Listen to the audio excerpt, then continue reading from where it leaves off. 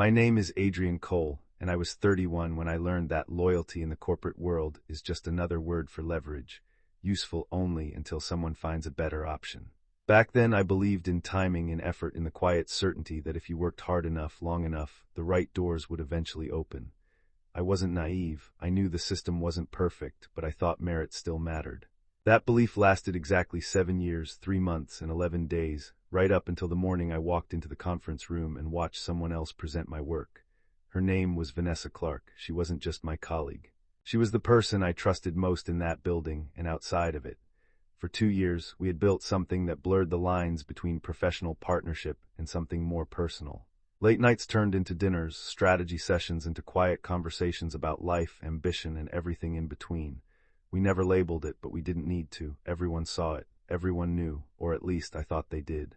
The promotion had been coming for months, Senior Strategy Director, a role that would put me directly under the executive board, overseeing the expansion projects I had practically built from scratch.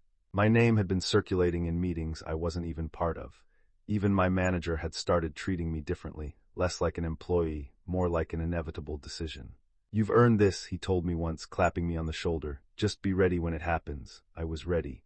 What I wasn't ready for was walking into that conference room and seeing Vanessa standing at the front, remote in hand, my slides projected behind her. For a moment I thought it was a misunderstanding. Maybe she was presenting on my behalf, maybe I was late. Maybe then she started speaking, not just presenting, owning it. Every idea, every projection, every risk analysis, delivered with the kind of confidence that only comes from knowing the room already believes you. I stood near the door, unnoticed at first, listening as the executives nodded along. The CEO leaned back in his chair, arms crossed, impressed. My manager didn't look surprised. In fact, he looked relieved, and that's when it hit me. This wasn't a mistake, this was a decision. Vanessa's eyes flickered toward me briefly, just for a second, not enough for anyone else to notice, but I did. There was no panic there, no guilt, just calculation and something colder, understanding she knew I knew. But she kept talking anyway. I don't remember how long I stood there. It could have been minutes, it could have been hours. Time had a way of stretching when something inside you quietly broke. Eventually, someone noticed me near the door and gestured for me to take a seat, as if I were just another attendee. So I did. I sat down and listened to my own work being used to secure someone else's future. When the presentation ended, the room filled with polite applause. The CEO nodded, clearly impressed, and leaned forward. "Vanessa," he said, "this is exactly the kind of strategic thinking we need moving forward." Vanessa smiled. Not wide, not overly proud, just enough. "Thank you," she said. "It's been a long process." I almost laughed at that. A long process, that was one way to describe it. The meeting wrapped shortly after. People stood, shook hands, exchanged quiet words of approval. Vanessa stepped away from the front of the room, immediately surrounded by a small cluster of executives. I stayed seated, not because I didn't know what to do, but because I suddenly realized none of it mattered anymore. Eventually, she walked over to me. "Adrian," she said softly, like we were still on the same side of something. I looked up at her.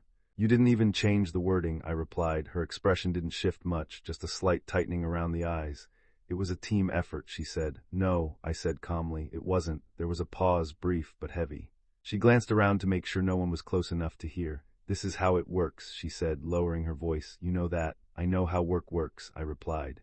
"I just didn't think you worked like that." For the first time, something flickered across her face. Annoyance, not guilt. "Don't make this personal," she said. That almost made me smile. "It stopped being professional the second you crossed that line," I said. She exhaled slowly, like she was already tired of the conversation. "You're good, Adrian," she said, "but you're not ready for that level. You hesitate, you overthink." "They need someone decisive." "They needed someone who would take credit without asking," I replied. Her eyes hardened slightly. "They needed someone who understands opportunity," she said. I took mine. There it was, not denial. Not apology, just justification. I stood up then, adjusting my jacket slowly, deliberately. "And what about us?" I asked. She didn't answer right away. That told me everything. Finally, she spoke. "There's no us in this conversation," she said. Clean, efficient, final. I nodded once.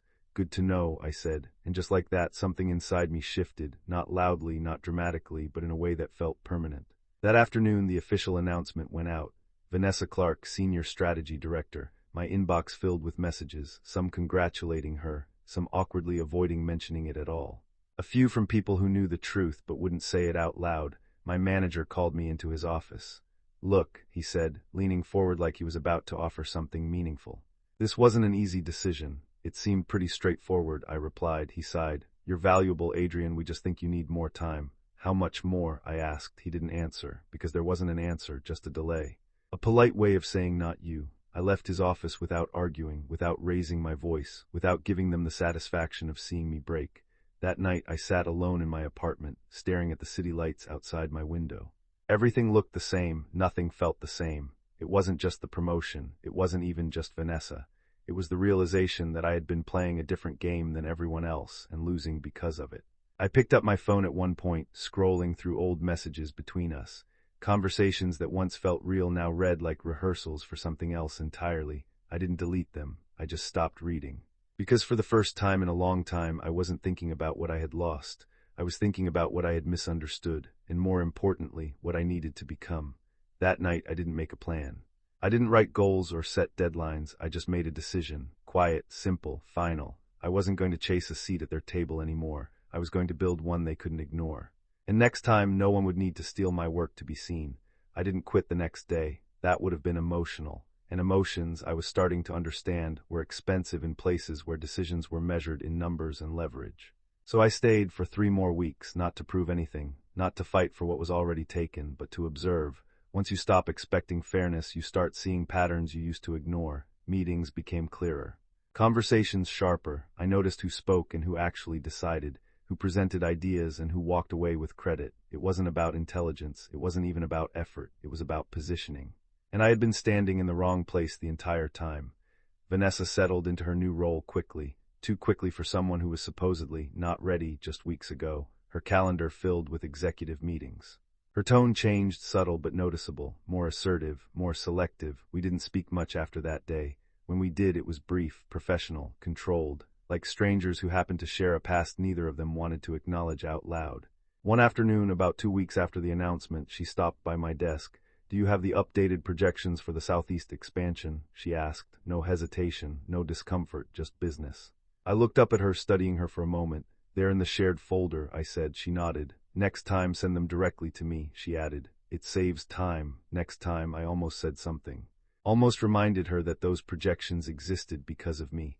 Almost asked her how it felt to build a career on borrowed work, but I didn't, because I realized something in that moment. She wasn't thinking about the past anymore. She was thinking forward, and that's why she won. So instead of responding, I just nodded once. "Sure," I said. She walked away without another word. That was the last real interaction we had before I left. The resignation email took me less than 5 minutes to write. No drama, no long explanations, just a simple acknowledgement of my time there and my decision to move on. My manager tried to convince me to stay. "We can find another path for you," he said. "This isn't the only opportunity." I almost believed him, almost, but then I remembered the conference room, the presentation, the look in Vanessa's eyes. And I realized something important: opportunities don't disappear, they just move to people who are willing to take them. "I appreciate it," I said, "but I think it's time." He studied me for a moment, like he was trying to figure out if I was making a mistake. Maybe I was, but for the first time in a long time, it felt like my mistake to make. The first 3 months after leaving were quiet, not in a peaceful way, in a way that forces you to hear your own thoughts a little too clearly. I didn't have a grand plan, no investors waiting, no guaranteed path, just an idea, and even that felt incomplete. I started small, consulting, freelance strategy work, helping mid-sized companies optimize operations, cut costs, improve efficiency. It wasn't glamorous, but it paid. More importantly, it taught me something I hadn't fully understood before. When you're outside the system, people treat you differently. They listen more carefully, they question more directly, they don't assume you belong, you have to prove it, every time. At first, it was exhausting. Every proposal felt like a test, every meeting a negotiation. There were rejections. A lot of them companies that said no, clients who didn't trust someone without a big firm behind his name, deals that fell apart at the last minute. There were nights when I questioned everything, when I wondered if I should have stayed, waited, played the game a little longer, but then I'd remember that moment in the conference room, and the doubt would settle into something sharper, something more focused, because failure out here, at least it was mine. 6 months in, something shifted. Not dramatically, just enough to matter. A logistics company, mid-sized, struggling with rising operational costs, took a chance on me. They didn't have many options left, which made them willing to listen.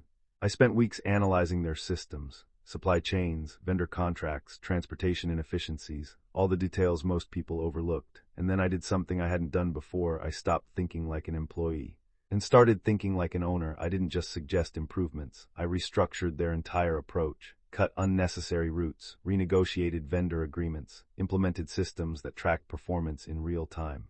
It wasn't easy, it wasn't quick, but within 4 months their losses stabilized. Within 6, they were profitable again. That was the first real win, not just for them, for me.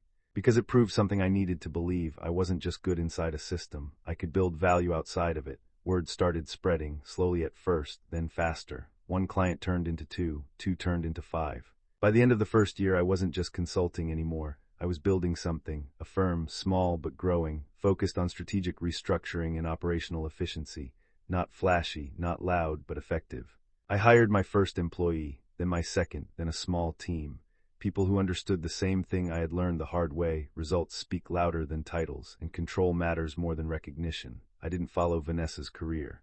Not actively, but in industries like ours, news travels. I heard things. She was doing well, expanding her influence, leading major projects, becoming exactly what the company needed her to be. It didn't bother me the way I expected it to, because I had stopped measuring myself against her timeline, or anyone else's. I had my own, and it was starting to move. 18 months after I left, I got my first real opportunity.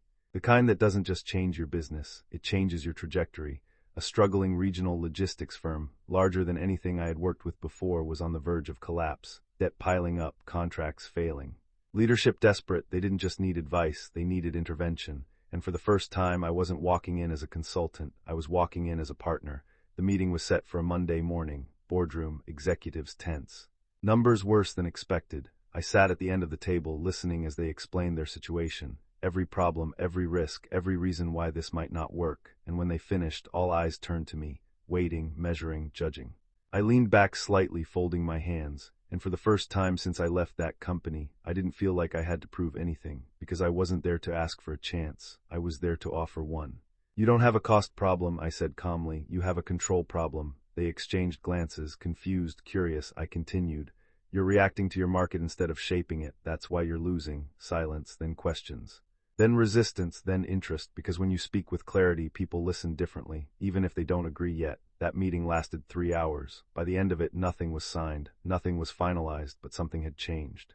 They didn't see me as an outsider anymore. They saw me as a possibility, and sometimes that's all you need. That night, I walked out of the building and stood on the sidewalk for a moment, looking up at the skyline. 2 years ago, I had walked out of a different building, carrying nothing but disappointment and a quiet decision. Now, I was walking into something bigger, something I was building myself.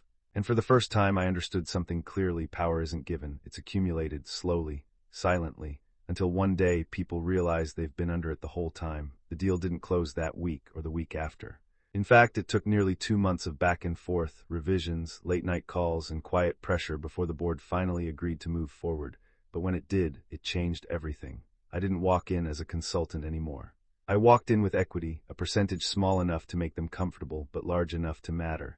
For them, it was survival. For me, it was leverage. The first 90 days were brutal, not because the strategy was unclear, but because execution always is. People resist change even when they know they need it. Departments pushed back. Senior managers defended systems that were clearly failing. There were meetings where I could feel the tension before I even sat down. I wasn't one of them. I hadn't grown inside their structure, which meant I didn't belong. And in their eyes, that made me a threat. Good.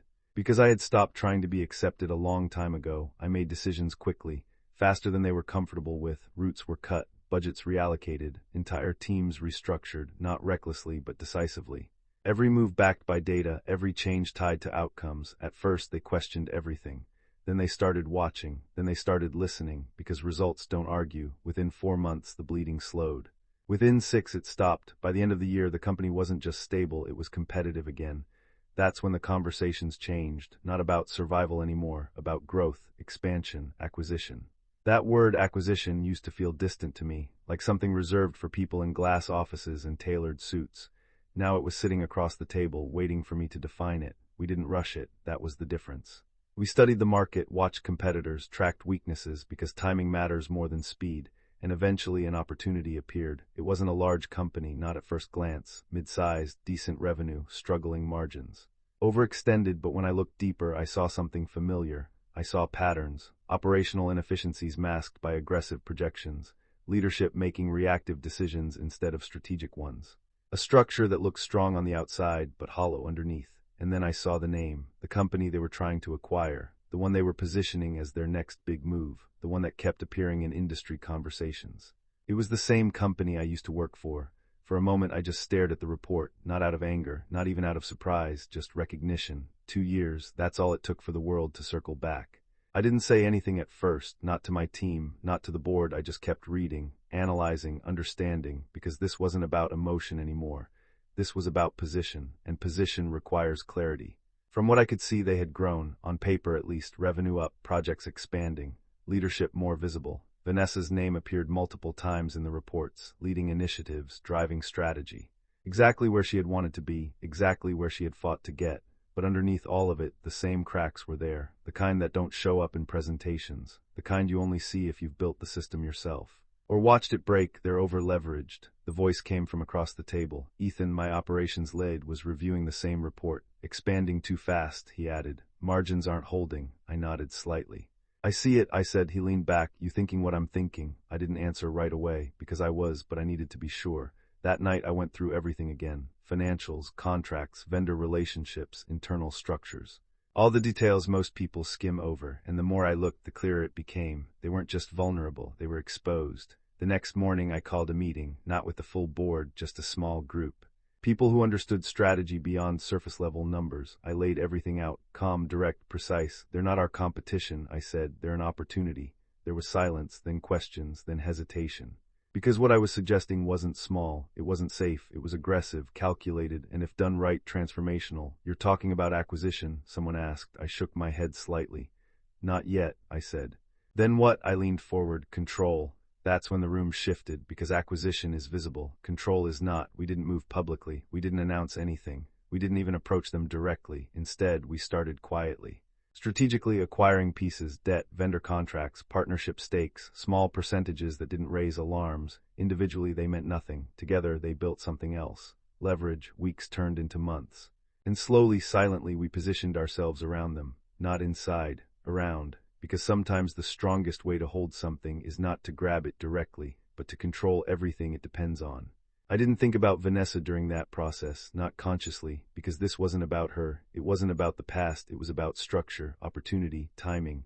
But then one afternoon, a document crossed my desk, a proposal.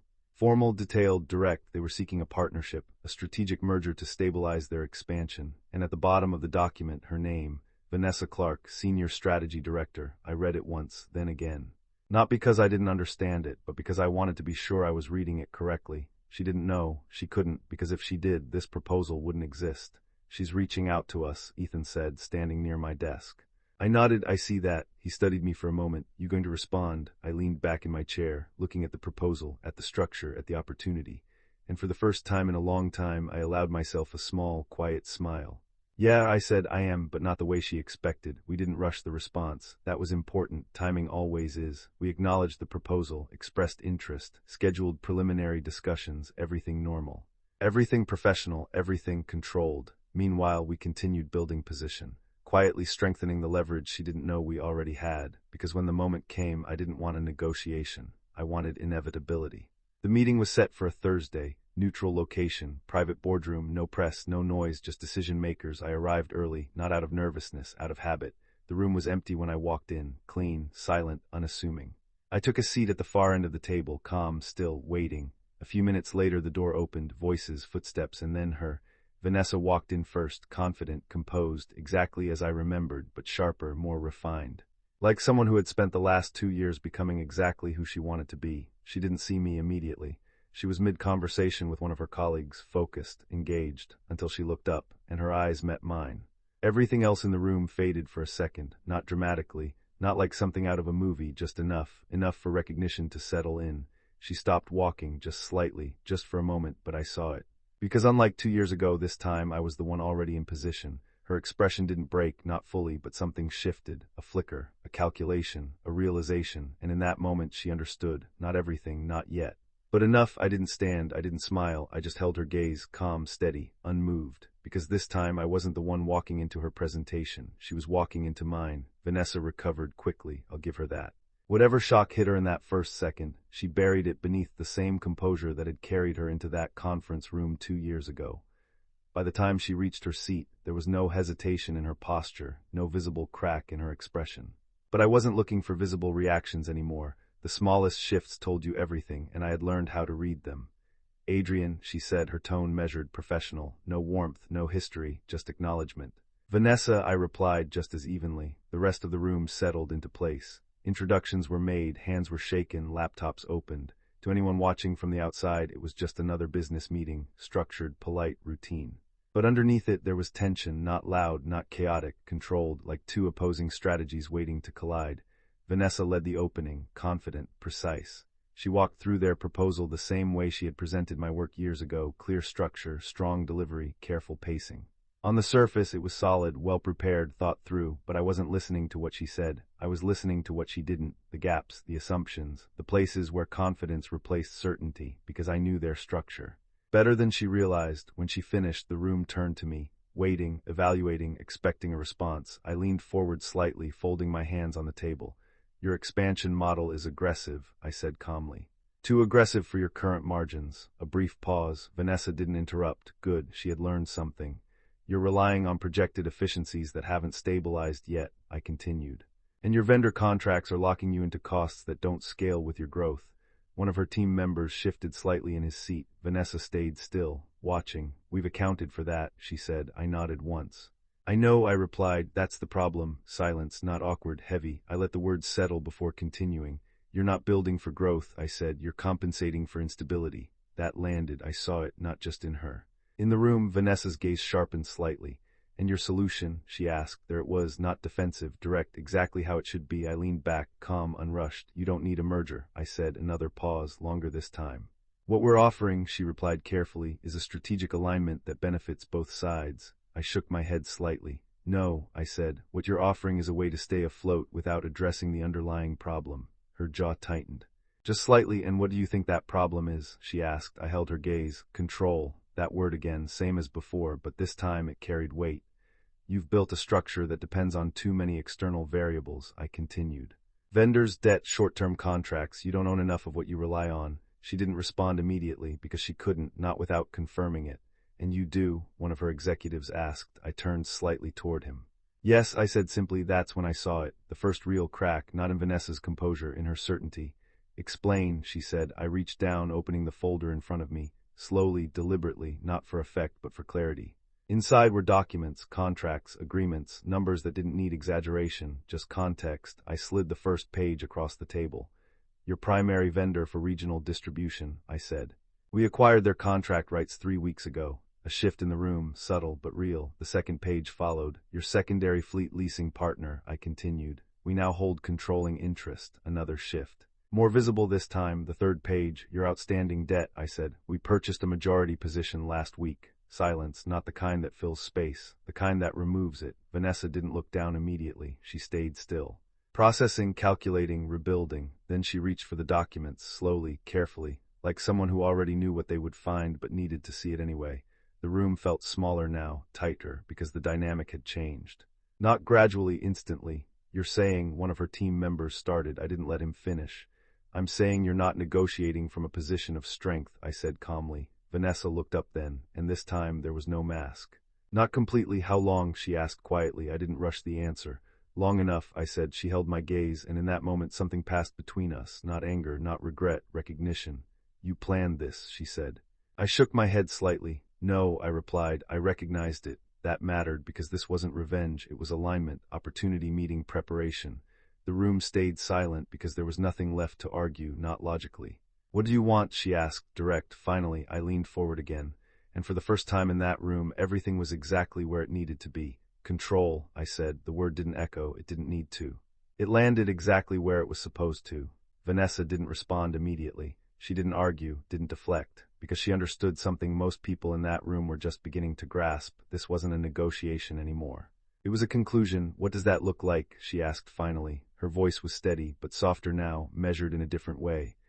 I slid one final document across the table, not aggressively, not dramatically, just clearly. Majority acquisition, I said. Operational restructuring under our leadership. Your current executive team stays for now but reports through us. A pause, then I added, you keep your position. That caught her off guard. I saw it just for a second. You're offering me a job, she asked. I met her gaze. I'm offering you continuity, I said. The difference mattered, because this wasn't about taking something from her. It was about redefining where she stood. And if we refuse, one of her executives asked. I leaned back slightly, calm, certain. Then your vendors tighten terms, I said. Your debt gets called in stages. Your margins collapse within 2 quarters. No threat in my tone. Just facts, and you let that happen, he pressed. I shook my head. I don't need to let anything happen, I said. It already is. Silence again, but this time it wasn't resistance, it was realization. Vanessa closed the folder slowly, her fingers resting on the edge for a moment longer than necessary. 2 years ago she had stood in front of a room and presented my work like it was hers, confident, certain, untouchable. Now she was sitting across from me, understanding exactly how the system worked, from the other side. You've changed, she said quietly. I didn't smile, didn't react. No, I said, I just stopped waiting. That was the truth. The meeting didn't end with a dramatic handshake, no sudden agreement, no cinematic moment. It ended the way real power moves end, quietly, with decisions already made before anyone says them out loud. They signed 3 days later. The announcement went public the following week. Industry headlines, market reactions, speculation, all of it loud, all of it irrelevant, because the real shift had already happened. I didn't step into their office on the first day as a conqueror. I walked in the same way I had walked into every room since I started building, calm, observing, in control. Vanessa was there. Of course she was, standing near the conference table, waiting. For a moment it felt familiar, not the same, but close enough to recognize. You built this, she said as I approached. I glanced around the room at the people, the structure, the system that used to define me. No, I said, I built something else. She nodded slowly, understanding the difference now. There was a pause, then, I didn't think you'd leave, she admitted. I looked at her, not with anger, not with resentment, just clarity. You didn't think I'd become a problem, I replied. That was the truth she hadn't accounted for. She exhaled quietly, not defeated, but adjusted. Are we going to work together, she asked. I considered that for a moment, not emotionally, strategically. Yes, I said finally. Because this wasn't about the past anymore. It never really was. It was about structure, position, control, and I didn't need to remove her to prove anything. That would have been emotional. Instead, I gave her exactly what she had taken from me once, a front row seat, but this time she wasn't presenting. She was reporting. Months passed, then more. The company stabilized under our control. Then it grew, stronger, smarter. More efficient. Vanessa adapted, to her credit. She learned, adjusted, performed, but the dynamic never changed, not really, because some shifts are permanent. One evening, long after the acquisition had settled into normalcy, I stood alone in my office, looking out at the city. The same skyline, different view. 2 years ago I had been inside a system I didn't understand, waiting for recognition, for fairness, for something that was never coming. Now, I didn't wait, I built. And the difference between those two things was everything. Sometimes people think stories like this are about revenge, about getting even, balancing some invisible scale. They're not, because revenge is loud, emotional, temporary. This was something else. This was evolution. And when I think back to that conference room, to that moment when everything shifted without me realizing it, I don't see loss anymore. I see the exact point where I stopped being part of someone else's system and started building my own.